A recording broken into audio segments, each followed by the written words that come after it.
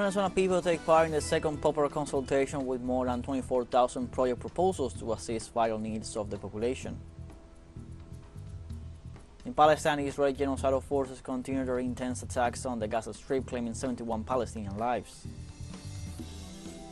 And at least 11 people were killed in Indonesia by floods caused by flash rains.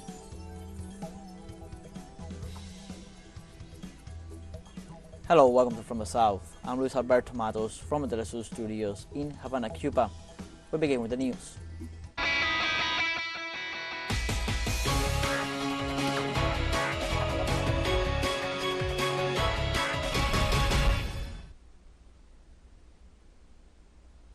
On Sunday, the Venezuelan communes are casting their votes on the second popular consultation in which the people elect the top priority project concerning their most urgent needs for the government to invest in. On this election, all citizens aged 15 and older are summoned to attend their polling stations where they only ought to present their identity card. Over 27,000 projects had been compiled for people to elect the two most compelling on this consultation after debates raised on the 4,505 communal circuits.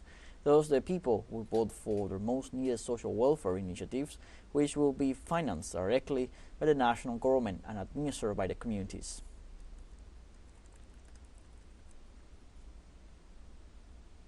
In these elections, the chief of the Hugo Chavez battle units is in charge of the polling station, and the witnesses will be provided by the communes and communal councils. In addition, in this second referendum, anyone over 15 years old can vote. They just have to show their laminated identity card. The winning, executed and completed projects of the first consultation held on April 21st, 2024 will be revealed. In addition, each community nationwide is electing their top priority project on Sunday election. On the other hand, the polling stations in the over 4,500 circuits remain open from 8 p.m. to 6 p.m. local time for each citizens to exercise their right to vote.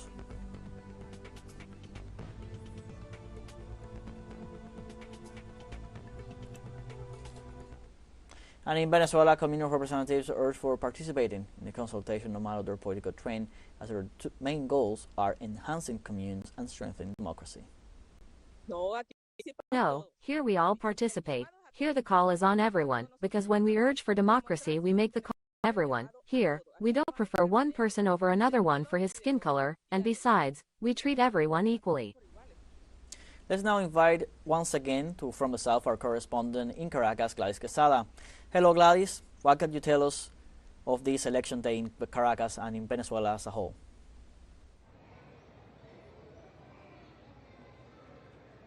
Hi Luis, yeah, we continue here in El Recreo parish, and this is one of the many urban communes council. I have to explain something. Here in the project and here also in this voting, the commune centers, they are divided in three maybe categories. One is urban, the second one is the rural ones, and the third is the indigenous one. We also have a fourth category which is mixed, but those are fewer aside from the other categories that I mentioned, and this one is an urban council, commune council, and that means that these buildings, these tall buildings that were built by Hugo Chavez, as I was saying in other contexts, because this is Misión Vivienda. This is one of the main greatest missions here in Venezuela that started with the revolution to give proper housing to families that were poor or were displaced or were suffering the lack of a accurate and proper housing infrastructure. So this is an urban commune council, and I have to stress that information because that characteristic is the one that permeates, that maybe modificates or impacts in the decisions and the projects that the people are going to vote here today. Because, for example, many of their projects are concentrated in the repair of the roofs, in also the repair of the lifts, so they have proper elevators and good service, and they are concentrated also and focused in the water service. That's to say the sewage service or the bombing and the pipes service. And I think those are the main projects here. And I was saying to you in the other context that people also, they have pendant projects, the ones that they chose in the first consultation. And the leaders of this communal council, they were telling me that in these occasions they have more projects to vote for, because in the first consultation the commune councils were just choosing one or two, maybe because those were the first projects to be chosen and because that was a pristine experience. But in this occasion, this is the second one, so the voters and the council, they are coming here with more experience, with more expertise, and they had the assemblies and the discussions, the debates of the projects back on August 22nd and 23rd, and now today, August 25th and Sunday, they are voting for these projects.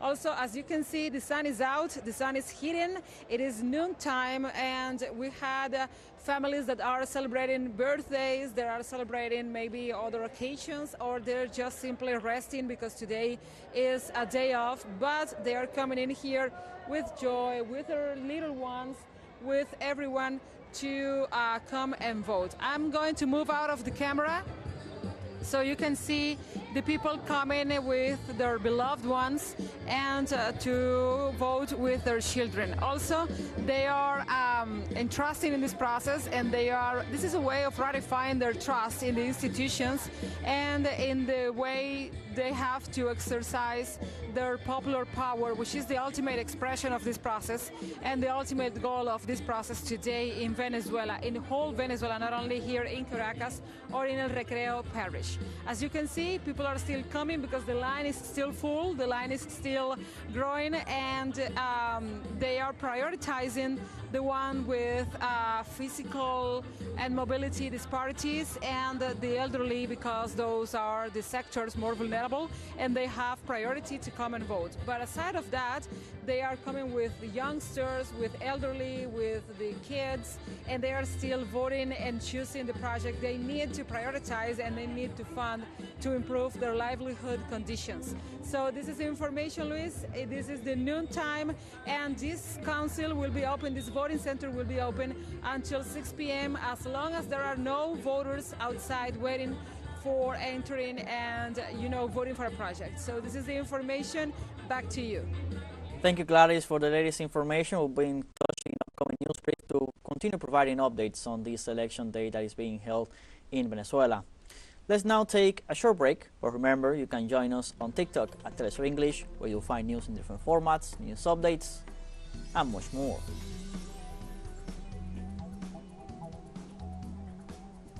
We'll be right back. Stay with us.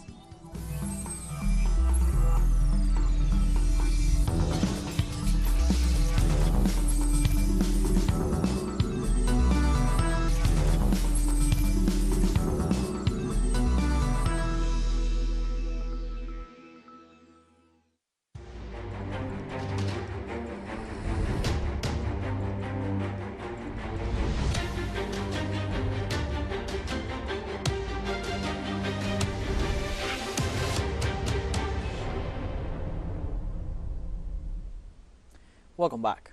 The Israeli genocidal forces continue their intense attacks on the Gaza Strip, claiming 71 Palestinian lives. Gazans retrieved 12 corpses from the ruins of the city of Hamad in Han Yunis after the withdrawal of the Israeli forces. Moreover, the occupation tanks and war vehicles advanced on the central city of Deir al-Balah, causing over 100,000 force displaced in just 48 hours. On Sunday, the ceasefire negotiations were expected to resume in Cairo, mediated by Egypt, Qatar, and the U.S. I have 6 children, and every day I flee with them from one place to another. When Hamad was bombarded, my youngest child told me, I don't want to die. I want to live. We found martyrs in the street killed by snipers. The situation is beyond imagination, and my house was destroyed. I have no home now. The Hezbollah movement in Lebanon launched a large-scale airstrike against Israel from where they attacked several localities in Lebanon. The The Hamas resistance movement announced the successful completion of the first phase of the operation against the Zionist regime in relation to the assassination of Commander Fuad Shukr. In this sense, they informed that more than 320 rockets were fired towards Israeli bases and targets in the occupied territories. For his part, the Israeli Defense Minister Yoav Gallant declared an emergency situation for 48 hours due to the attacks coming from Lebanon and imposed mobility restrictions on citizens. Hours earlier, Israeli army launched massive airstrikes on southern Lebanon. The Al Mayadeen network reported that there were about 40 attacks that lasted around 20 minutes and hit several localities in the south and west of the Bekaa region. So far, there are no reports of property damage or human casualties. According to Israeli regime authorities, the attacks were directed against targets of the Hezbollah movement on suspicion of an attack on occupied Palestinian territory. Meanwhile, in Israel, thousands of citizens have joined the weekly protests in the capital Tel Aviv to demand the return of those held in Palestine and ask for new elections. Settlers demanded that Prime Minister Benjamin Netanyahu reconsider Israeli demands that obstruct a ceasefire, such as the control of the Netzarim and Philadelphia corridors, which remain blocked to passage of humanitarian aid.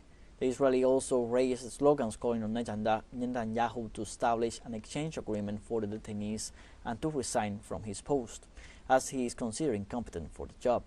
Furthermore, the reports highlighted that the latest demonstrations in Israel have been the largest ones against its government since last October 7th.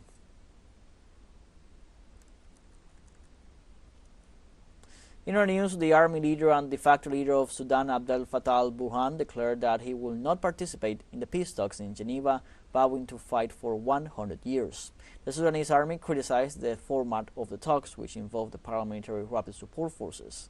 The talks ended on Friday without a ceasefire agreement, but with a commitment by the warring parties to ensure safe and unimpeded access to humanitarian aid. These negotiations, jointly organized by Saudi Arabia and Switzerland, include the African Union, Egypt, the United Arab Emirates, and the UN as observers. It is important to note that Sudan has been engulfed in a civil war since April 15, 2023, a conflict that has already left tens of thousands dead and more than 10 million displaced, according to the UN.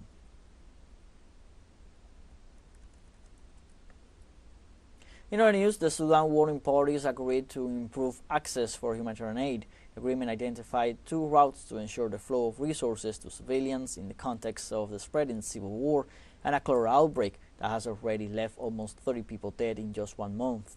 During the talks, a group of mediators attempted to negotiate more aid and protection for Sudanese civilians facing famine, mass displacement, and disease. However, it was noted that the absence of the Sudanese army from the discussions made it difficult to progress in the talks to end the war that has been raging in the country for 16 months. We now have a second short break coming up, but before we invite you to visit our YouTube channel at teleSUR English, there you'll be able to rewatch our interviews, top stories, special broadcastings, and more. Hit the subscribe button and activate the notification bell to stay up to date on the world's most recent events. Final short break, don't go away.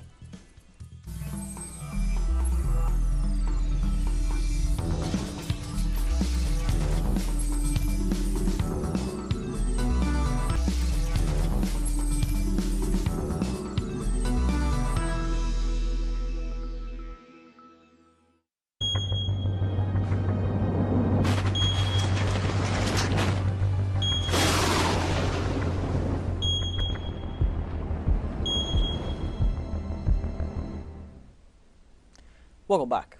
At least 11 people were killed in Indonesia by floods caused by flash rains. The floods swept through residential areas in the east part of the country, cutting off the main road to the village of Rua and leaving dozens of houses and buildings buried in the mud.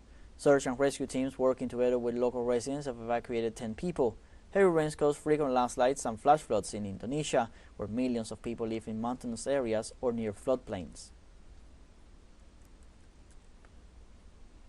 And in Portugal, firefighters have been managing to partially put out the wildfire that has been affecting the island of Madeira for over a week. The Portuguese Regional Authority for Emergency and Civil Protection explained that over 70 troops were on the ground to prevent the fire from rekindling, including agents sent from the neighboring archipelago of the Azores and from mainland Portugal. The autonomous government of Madeira admitted that there were still outbreaks that could be reactivated.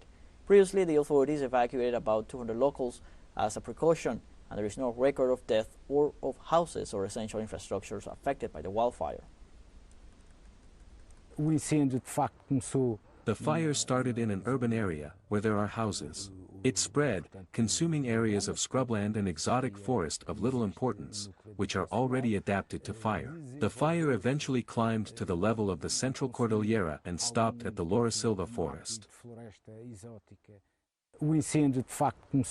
The fire started in an urban area, where there are houses. It consuming areas of... The co-founder of the instant messaging application Telegram, Pavel Durov, was arrested on Saturday at the Le Bourget airport, a few kilometers from Paris. Durov was detained after landing on French territory after a trip from Azerbaijan. Durov was arrested by the air transport gendarmerie and had a French search warrant issued by the French National Criminal Investigation Department's office for minors on the basis of a preliminary investigation. Among the reasons for his arrest, it is mentioned that the app refuses to cooperate with the country's authorities, for which he could face charges of terrorism, drug trafficking, fraud, money laundering, and others. On other news, the founder of the left-wing party, La France Insoumise, Jean-Luc Mélenchon, pressed President Emmanuel Macron to appoint Lucie Castex as prime minister. Mélenchon addressed the Macronist leaders by asking if they would censure a government of Lucie Castex without a minister of the LFI. The leader of La France Insoumise expressed that if they answered no, their refusal to see the rebels in the government is only a pretext to deny the results of the elections. In doing so, Mélenchon challenged the center and right-wing parties, whose representatives have repeatedly stated in recent weeks that the presence of LFI ministers in government is a red line for them.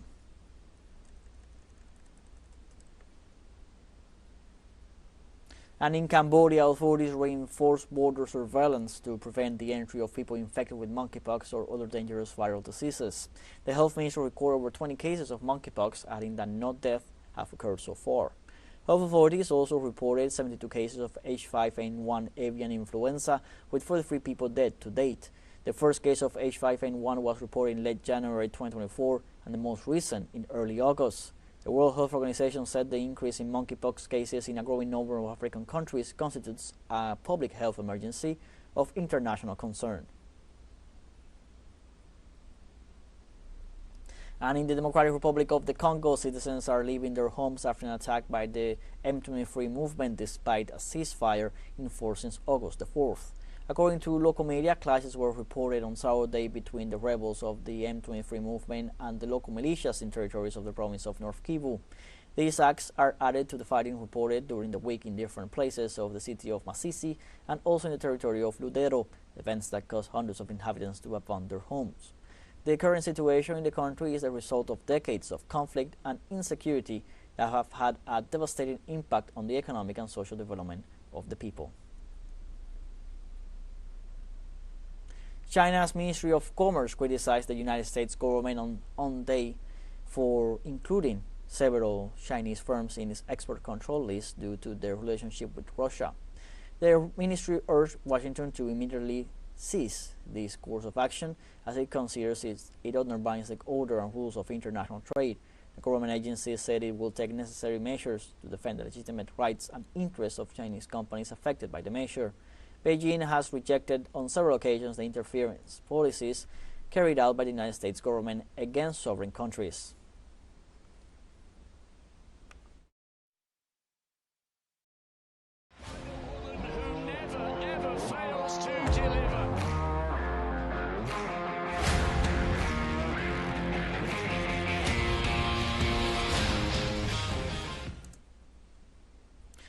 Four days before the start of the Paris 2024 Paralympic Games, the Olympic flame is rekindled in Stoke Mandeville, England, where at the end of the World War II the idea of organizing this competition was born. On this occasion, the Olympic flame was led by the British Paralympic athletes Helen Rainsford and Gregor Iwan in wheelchair rowing and curling, respectively. The show was held in a stadium in the city of Stoke Mandeville, and it is the first time since 2012 that it has been held in this city, the home of Paralympic competitions. The opening ceremony of the Games is scheduled for August 28th and will take place on the Champs-Élysées and Place de la Concorde. Like this, we have come to the end of this news brief. You can find these and many other stories on our website, telesurenglish.net. So join us on social media, Facebook, X, Instagram, Telegram, and TikTok. For Telesur English, I'm Luis Alberto Matos. Thank you for watching.